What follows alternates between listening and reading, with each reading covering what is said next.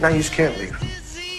All right, welcome back to the Reverse Mush podcast. Harry Mack here, as always, joined by a very special guest this week. It's been quite a long time since you graced these airwaves, but Impa Kasanganay, ahead of his PFL Challenger Series bout this Friday on FuboTV. Impa, how are we feeling, brother? I'm great. Thanks for having me on. It's fight week, the best week. So I'm at peace. I'm ready to do what I love and go claim this victory, get this contract. So I'm excited. There you go. There's the outlook. And, you've kind of got experience in a similar format. Obviously, Contender Series, Challenger Series, Mhm. a little bit different in how they run things, but you have two Yeah, wins on Dana White's Contender Series. So do you feel like that experience kind of gives you a little bit of a leg up going into the PFL Challenger Series this Friday? for sure. It's one of those things I didn't understand it then. Like when I first fought in the contender and I won and then I won again and then I fought 9 days later. Then you realize like, oh, it's like really God was just preparing me for this, and I would have never known. So I didn't know then, but it's like I see it now and teach me how to handle myself, be professional. You see all like the lights, the cameras, the action, the everything at the same time. What matters most is I go out there and fight and claim his victory, right?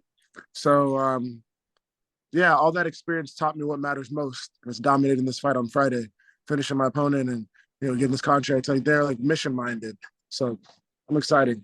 There you go. Me too. I'm excited to see you in there. And so, since you parted ways with the UFC, we've kind of seen you, all over the place a little bit. You fought for Eagle FC, you fought for XMMA. I was lucky enough to be at that fight against Jared Gooden. So, why do you feel, I guess, the PFL is a good landing spot for you? Man, I love to stay active. I love to stay active. I love to fight. And when I was in the UFC, it was challenging getting fights. People turned down fights. Eagle guys turned down fight. It was like always A lot of waiting on something politicking. to politicking too, for sure. All that. It's like people picking fights and all that stuff. And then when XMMA was awesome, they're very professional. I mean, you know how that was. They did an excellent job and I enjoyed it. And but still like, you wanted to fight, but then the fight fell through. So it was like what I love about PFL is I know I would get this year I have 5 fights, go get the title. You have 4 fights every regular season. And I get to stay consistent and I know what I'm fighting. That's what I love. And it's high level fighters. That's great for me. I started training when I was 24 years old. I'm 29 now. Blessed that I got in the UFC and blessed to be in PFL. Like all that experience, everything that I've been through, the training partners, everybody here at Kill Cliff has been so such a huge benefit for me. So now I'm coming into my own, and I feel like people see me fight. Like, oh, he's done well here, but it's like no, like now you guys see the best version of me, like a guy who's lethal, sharp, and I see everything now, and it's PFL gives me that opportunity to really showcase that. So I'm excited. There you go. Likewise, I can't wait to see you in there. And so, what was it like? Obviously, there's a lot of conflicting emotions, I'm sure, when you and the UFC part ways. But what was it like just seeing that kind of huge groundswell of support just from fans and media and kind of almost everybody who's interacted with you or dealt with you in the sport? It felt Yeah, like just such a big wave of support for you. I mean, what did that feel like? yeah, it's funny you bring that up. That gives me a lot of appreciation for everyone. It really knows we're on the right path. I don't believe I like as a fighter, like the way I fight, I shouldn't have been cut from the UFC, released. At the same time, I was like, you have the respect of your peers, the respect of the audience, the fan support, other fighters, people I fought, people that I'm going to fight, like that. That's almost more important. See, more important than even being in the UFC, right? Because it's showed me in my heart like I'm on the right path. And Coach Jones just said it's just a turn on the path. You're on a different path now. You go a different way, and where you go next, you'll probably be for a while. PFL, like for me personally, it suits me better than the UFC. It suits me better than other organizations because I don't have to worry about waiting a year, 6, 7, 8 months to fight. Like I know I'm fighting. And then when it's off season, I'm getting better. I'm training. I love it. Driving a motorcycle. I work in accounting. Like I'm doing all that I love. At the same time, I'm developing myself. So I'm actually really happy that I'm not in the UFC. But I'm not like I have nothing against the UFC. I have nothing against their leadership. I love the media teams. I love all. I mean, I love the support staff. Heidi Dean, every single person that's there. But I love that my teammates fight in it too. Like I'm a very huge supporter of the UFC. Like everybody that's there. At the same time too, like it's like PFL's tailored for somebody like me.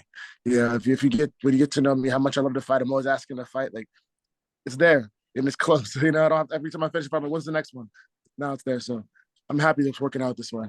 Absolutely. And yeah, I mean, to your point about just difficulty finding a fight, I mean, through my short career here at MMA Media, I've been lucky enough to talk to Arias Garcia at CFFC. I have a good relationship with Jordan Deichler, matchmakers that you've worked with. And the Mhm. consistent thing I've heard about you is that it's really tough to find somebody to fight you. It's really, Yeah, really hard to get somebody to take a fight. So I definitely see thanks. how that PFL season format is appealing to you. But so I love making the it. move Yeah. up. Making the move up to 205 here for the PFL for the first time in your career. So what would it mean? How's the body feeling at 205? It's just kind of a different, you're carrying more power, I would imagine. So yeah, how's Sure. the bulk up to 205 been? And then, yeah, how do you feel? How would it rank as a personal accolade for you to have wins in three different weight classes at, only 29 years old? Mhm. Man, it's cool. You've seen great fighters do it, right? They went up, Robert Whitaker, rest in peace from Rumble Johnson, right? He's done it. You've seen Charles Oliveira go up. You've seen countless, many fighters go up. Yeah, well, we just saw John it this Jones, weekend with yeah, Jones. John Yeah. Jones, yeah, John Jones just did it this weekend, right? And he dominated the guy. And for me, it's like I'm not cutting weight. My body's happy. My body, like especially cutting to 70, that was. Ugh. But 85 wasn't really much of a cut. It was more just, but I could still see how it affected my body and my immune system and all that. But 85 is a great weight class. If they had it in PFL, I probably would have won there. But golly, I'm happy that I get to just fight, consistently train, and really be the warrior that I am. And uh, the training for it, Dr. Peacock's been awesome. Slight adjustments, nothing too crazy. Get be myself, be fast, be strong. Like when I played college football, the biggest I was 245. Wow. Then I was 235. Then 220 when I started MMA. Then I was settled down in the mid 90s. And then when I fought at 70, I was still in the 90s, but touched the 80s. And obviously the weight cut was more intense. Now it's like, all right, like more so like picking the right day just to like 2-3 pounds will get off or something, then Right. rehydrate properly. So I'm really excited. See you guys.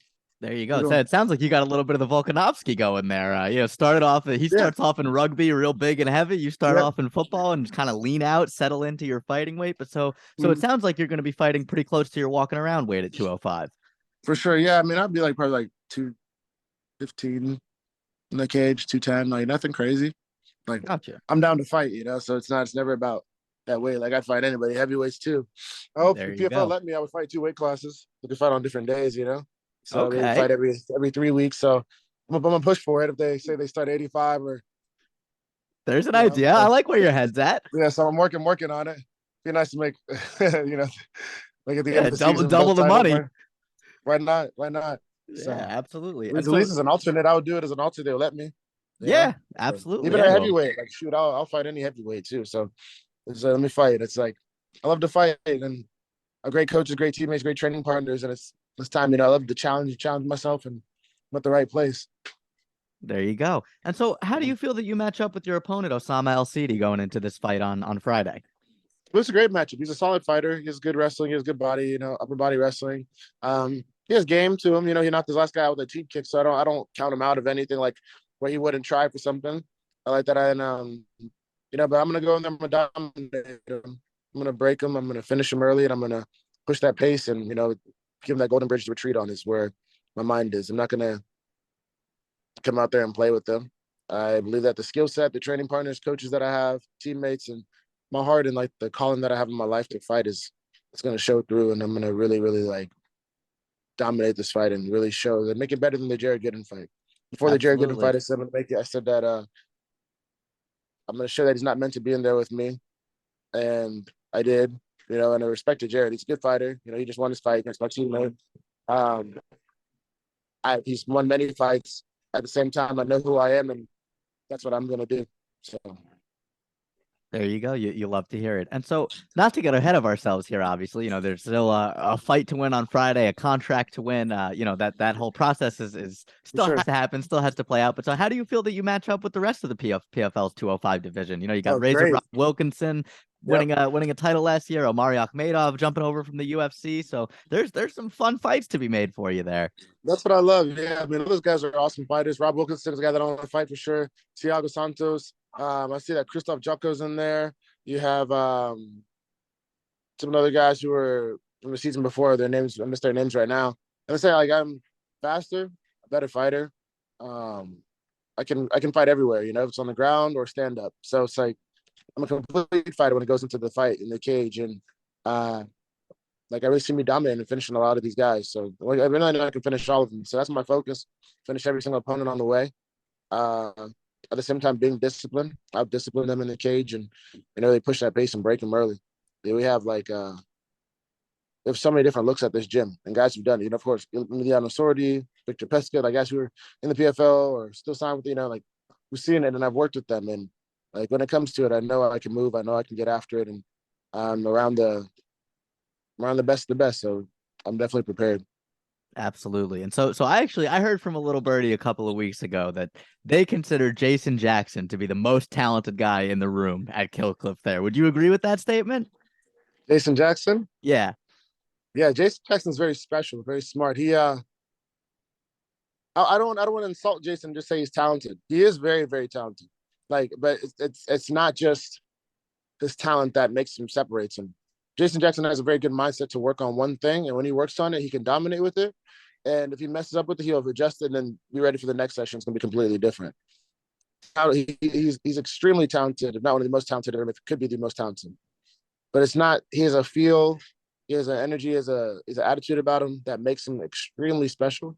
And at the same time, he works. He works, and he works the right way. Like he doesn't deviate from his plan. He works it, whether it's a great day or not the best day for him, and he just keeps getting better and he adjusts. And that's where you're gonna see him, like take out Amazov in the next fight.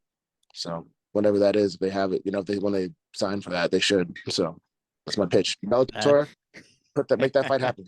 Yeah, yes, please, Scott Coker. No, that would be a great one. I'd love to see that fight. Amosov looked fantastic last week or two weeks ago, whenever that was. But so you briefly touched on it earlier with your motorcycle, but tell me a little bit about Chilobo's travels. Oh, there she is. Okay. That's my baby Dash right there. Yeah, Chilobo's Trek. That's who I am. I travels. Man, I've been traveling all over the world right now. I mean, I was on the way to Orlando, motorcycle, got a flat, but I've been to Oh Fort no. Pierce. I rode from Fort Lauderdale to North Carolina and back, and drove to South Florida to North Carolina. Went stopped in Savannah, Georgia. When I was in Wales with Delano on his fight, and at his fight what's it? Very good, bro. In PFL when he fought Rory in Wales. I explored all over Wales on a Harley Davidson. Been through Vegas, Texas, Austin to Dallas and back. Like I'm gonna travel the world on the bikes, and like I just love it. So I love traveling. So for me, like Chiloba's Trek is not just on motorcycles, but I like doing it in ways that are different, whether it's like sailing or hiking or just like seeing cool cities and taking pictures. Like I've gotten into photography, so be seeing a lot of that here shortly. And just Awesome. sharing with people. I feel like when you're a fighter, people get to live vicariously through you in a way. So I want to show kids and people that like there's so much to explore. Like commit to the adventure is what I say. So we definitely see a lot of it, especially this year with PFL and the active schedule and fights and all that. So I'm There you excited. Well, go. goals to hit all 50 states this year.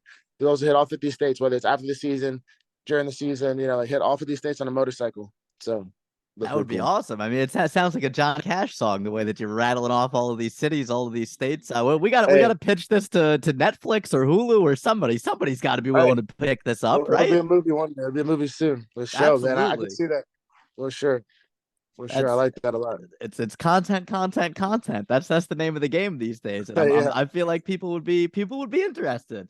mhm, definitely. I hope so. I mean, I'm gonna show it a lot during the season, so I might like, do some shirts and to commit to the adventure and travel. Like I was gonna plan. I still might. My mom mom might beat me up, but I promised her that I wouldn't ride my motorcycle to the fight. But I never said I wouldn't ride. I wouldn't rent a motorcycle and ride back down. So I might leave that. Yeah. Ah, So I don't know. Let's see. And the PFL has a fight for me, but if I could maybe change it, I would get a. I just do like a one way and then ride back. So gotcha. Yeah, we'll you see. got to ship the motorcycle up there first. I love that. Yeah, I love that. Or hey, I'd rent whatever. But yeah, any way I can. I love bikes. Like I could be on a motorcycle. I mean, I'm on a motorcycle every single day of the week. But if I could be on one like every fight or something, I'd be so happy. There you So go. I tried to get the missus. I tried to convince the missus to let me get a nothing yeah. crazy, not a crazy road hog or something. Just a a little electric bike, something that'll get me from my house to the train station to the gym. And that idea got shot Yeah. down very very quickly. Really? Oh man. Maybe one day, but no. Right now, the old lady will not allow that one, unfortunately. But Oh so man. I have a feeling I can guess based off where this conversation has gone. But let's say everything goes to plan for Impa this year, right? We get the contract on Challenger Series this Friday. go sweep the regular season, get into the playoffs, win that PFL World Championship, win that $1 million. What's Impa Kasanganay's first purchase with $1 million? Oh, first purchase of $1 million? It's a great question. First, like off the rip, people probably think it's a motorcycle or something, but really, I'm just gonna probably get a little farm, small farmhouse in the countryside, and move my parents down to Florida. Uh, Start, farming some more. I live on a farm now in Miami and Doral. But maybe, go into business as a farmer and save and invest, buy some investments, but the proper ones. Talk to some people, try to work within accounting and finance and just build right. I not gonna splurge. Not gonna splurge. I tell people I don't like. If anything, I'll probably get a new shotgun and like a nice, nothing crazy, but a new shotgun and a motorcycle. If those are my splurging purchases, but nothing crazy. I'm gonna save that $1 million, let the $1 million grow. All the money from the season. You do best not to touch it, but a little farmhouse would be great in the countryside where I could just, drive an hour down to the gym, be happy with my animals, and a nice shotgun and a nice motorcycle.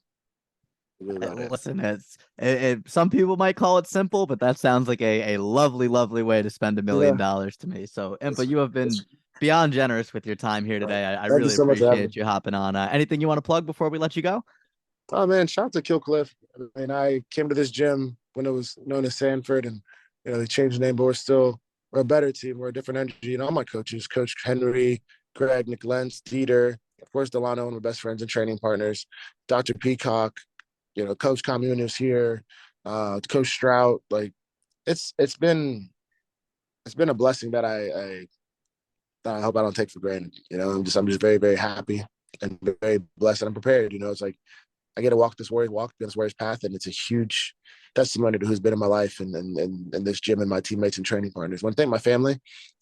Thank you for having me on.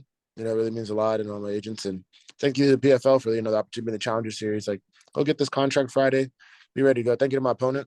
And of course, you have to take the fight, right, if you want the opportunities. But people can always turn down fights and do something else for their life too. So I respect them. And a shout out to my church, Journey Church. They've been super supportive and all this, and Matt Santos at Soul City Farm. So it's time. It's time. So thank you so much. Time it is. And Impa, it's great to see you looking happy, You too. healthy, ready to go in there and fight. I Thank you, can't man. wait for this Friday. Sure. Fubo Sports Network, 9 p.m. Eastern, PFL Challenger Series.